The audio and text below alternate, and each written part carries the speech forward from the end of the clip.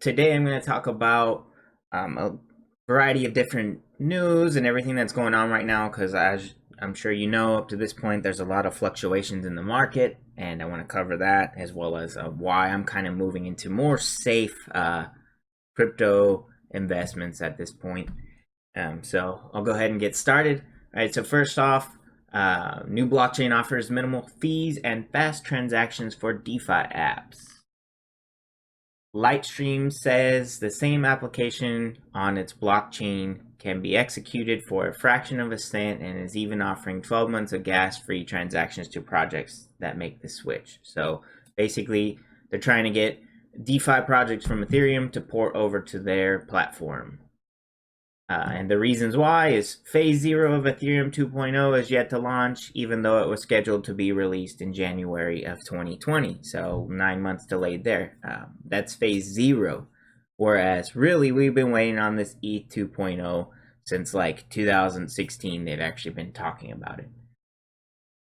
The team behind Lightstream says solutions are urgently needed as ETH 2.0 could still be 1 to 2 years away, with fears growing that the current levels of congestion risk stifling the growth of the DeFi industry. All right. So overall, I wanted to point out this article. It's like a week old at this point, but it is a reality now that ETH 2.0 has to happen or Ethereum's gonna fail.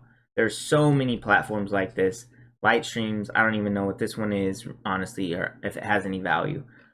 But you have Cardano, you have EOS, Neo, you have all these other smart contract platforms that can all run these DeFi applications, and they're all gunning for Ethereum. So the pressure is definitely on them to get this done. But this ETH 2.0 just keeps getting delayed. Now they're saying November, where they were saying July.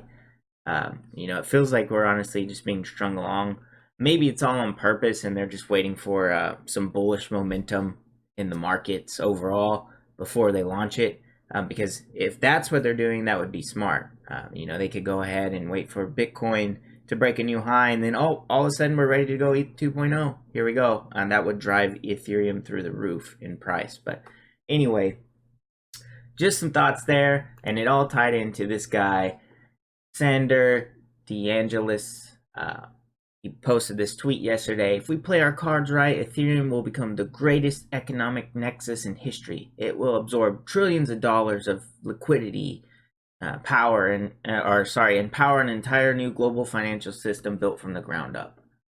While that could be true if ETH 2.0 happens, this is a fact that it won't unless it happens. All right. And I said interesting because it's already running at maximum capacity. And nobody on an actual global scale is using Ethereum. So Ethereum is not going to absorb trillions of dollars until it fixes itself. They make mention about that in here as well. What do they say? Yeah, congestion, current levels of congestion risk, whatever. I wanted to show you that in the chart. So this is the Ethereum network utilization chart. And as you can see right now, as of September 20th, it's running at 97% capacity. All right. So does that to you seem like something that's well positioned to absorb trillions of dollars? How can you absorb trillions of dollars into something that's already 97% capacity? All right. It's got to be fixed. It's right in your face. And this is why I'm not like super hype on Ethereum until it's obvious that they fixed the issue. Okay. So proof of work obviously doesn't work. At least for these high micro transaction applications, it's not gonna, it can't do what it's trying to do. All right. So next up, looking at the markets, if you focus only on crypto, you're gonna be confused probably more often than not why everything's dropping. In reality, it's because all of markets are dropping. So S&P is down 2%. That's a bad day in stocks. And gold 2% as well. Bitcoin down almost 5%. Silver getting killed at 9%. That could be a good, a good little opportunity there. I might be looking at myself actually because I haven't added any precious metals, and I would like to. I think it would be smart to get some. So silver, I think, is the better play. for upside potential. But all right, so all markets are getting killed.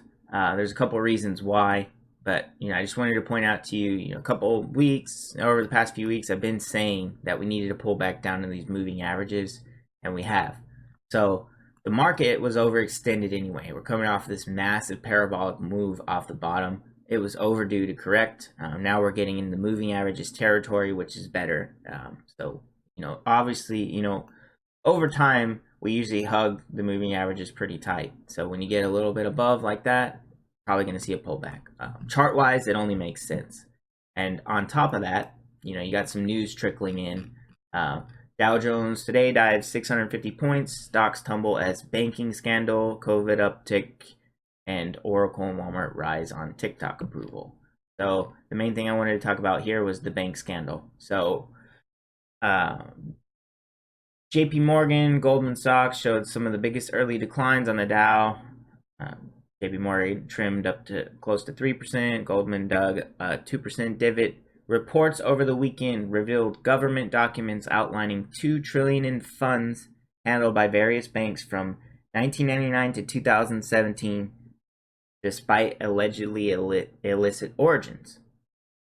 The reports stem from more than 2,100 suspicious activity reports filed by banks and financial institutions between 1999 and 2017 with the U.S. Department of Treasury's Financial Crime Enforcement Network.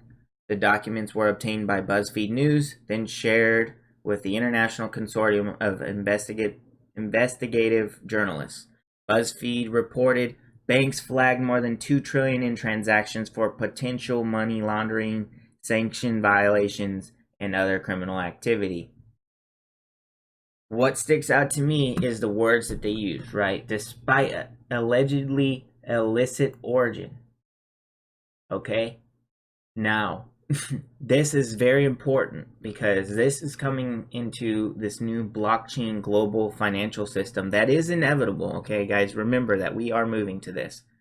All right, so now banks are involved in scandalous transactions, as they always have been, but they have illicit origins. Okay, so what does that mean to me when it comes to blockchain? I don't know if you guys have heard of it, but you can blacklist addresses. So if these Bitcoin or Ethereum, whatever, has been used previously in illicit transactions, it has an illicit origin, which can be blacklisted. So those funds are no longer as good as whitelisted funds. That's one reason why Bitcoin isn't fungible. All right, but anyway, let's continue to tie this all in together with the rest of the video. First off, just a month ago, Buffett has been dumping bank stocks, buying gold. Okay, but the ones that he did cut was Wells Fargo, only by 26%. JP Morgan by a solid 62%. So is that coincidence? Maybe not. Did he maybe know that something was going to come out with these reports? Possibly. The guy's well plugged in, so he might have heard through the grapevine that it was time to dump JP Morgan. So anyway, he's selling his bank stocks, but not all of them. Okay, so remember, he's also buying Bank of America. So he isn't dumping banks as a whole. He just seems as though he has ones that he favors over the others going forward. All right. So that's pretty much it for the stock news up to this point. But also I want to talk about this little back and forth I had with Bagsy. Go ahead and follow him if you're interested at I'm Bagsy. All right. But I tweeted a response on one of his tweets saying, everything will eventually need KYC. There will come a time where moving funds to unverified exchange accounts will blacklist that address. Once governments drop the hammer, blockchain makes financial control easier than ever. Be careful out there. That's all I'm trying to tell people. This tweet all stemmed from a guy talking about decentralized exchanges, and I said, well, hey, there's Nash Social that offers all the tech benefits of a decentralized exchange. And it offers Ethereum, Bitcoin, and Neo trading along with all of the tokens on Ethereum and Neo. That's why I'm bullish on Nash long term. But then someone responded, well, doesn't it require KYC? Look, guys, getting away from KYC will not be the reason decentralized exchanges survive. They will all get stepped on if they're not KYC compliant. I can assure you that. It's just a matter of time. The ones that are working with regulators are going to be the winners. All right. All right. So continuing on, he said he's not wrong, which is why decentralized options will rule supreme for those who give a damn about their privacy. Okay. No, this is what I'm saying. This crypto anarchism idea is not going to work out. All right. I said, what's your way around if they blacklist your private wallets using your access to the DEX? How will you spend your money? Important things to think about before getting too anarchist with your personal finances while simultaneously using tech that allows government to track everything. All right, and that's what we're doing. All right. And I used to live in this anarchist Bitcoin maximalist world. We're going to take over the banks and this and that. It's not going to play out that way. Government around the world is only growing, unfortunately. It's not the world I want to live in, but it's the reality of what I expect to come. So just be careful. You know, if you're using your personal finances to buy things that might get you blacklisted later on, you do some trading without paying taxes and so on, you're leaving a trail all throughout the blockchains that it can never be wiped away. So just think about it.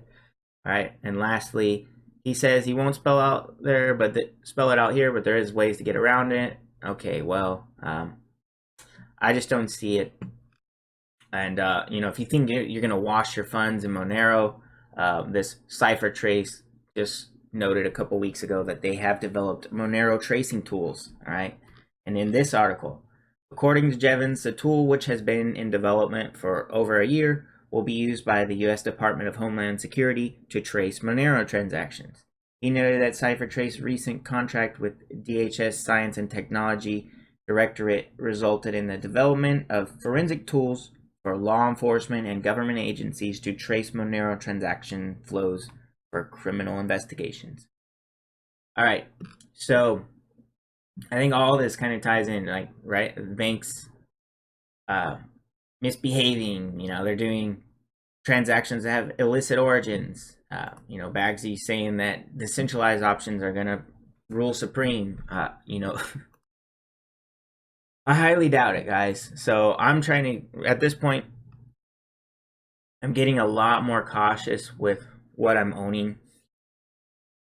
You know, if you have stuff scattered all around all these exchanges, just know that a day will probably come where if you're on an unverified exchange, those funds, you might not ever be able to get access to them again if the exchange isn't cooperative with you and if they eventually outlaw any accounts that aren't KYC. And we will most likely get to that point because of tax reasons.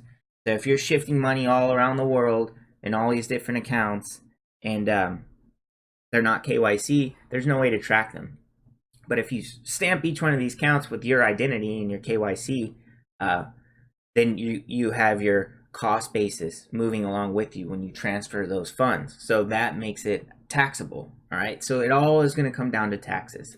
And this KYC stuff exists in the traditional finance world. You're not going to get away from it in crypto. All right. And I can show you right here an example of that. Right here on the Binance US website, they have a way to flip to your whitelist to turn it on. So that would allow you to save and write memos for each of your withdrawal addresses, kind of what I'm talking about. Oh, Coinbase exchange, my KuCoin exchange, this and that. So you'll have each one of your addresses linked, but they're not going to be able to be linked to your account unless they are KYC in your name. All right. You can't send your buys and sells to your cousin Susie and expect no tax consequences there. All right. Just keep that in mind. All right. And because of this is why I decided to cut my losses on this co-vesting. You know, I'm not going to be sitting around and, you know, trades that have to be scattered around on exchanges that aren't KYC personally. So I'm trying to get safe and cautious because there will be a day where this money could not be able to be accessed. So cut my losses there. That one didn't work out as a win, but, you know, all the other trades that I had open came out in profit. So figured it was good time to get out. And also I did that yesterday right before this dip that happened, so that worked out in my favor as well. I'm just going to leave the cash sitting on the side ready to deploy into any opportunity I see fit. All right, and lastly, we're going to take a look at the Bitcoin chart.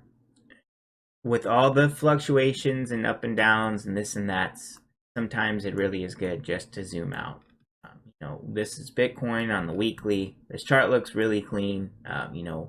They had this dip under the moving averages. Overall, we're back up. We're stabilized, and I expect this thing to continue upward. But you're going to have your intraday fluctuations. That's just how this market moves. So don't be surprised if we go down some more, up some more. But overall, look, we're stabilized above these moving averages. Every single time a bull market kicks off, if we get above them, we stay above them. So I think that's where we're at now. So just hang tight, basically, and you don't really need to do anything.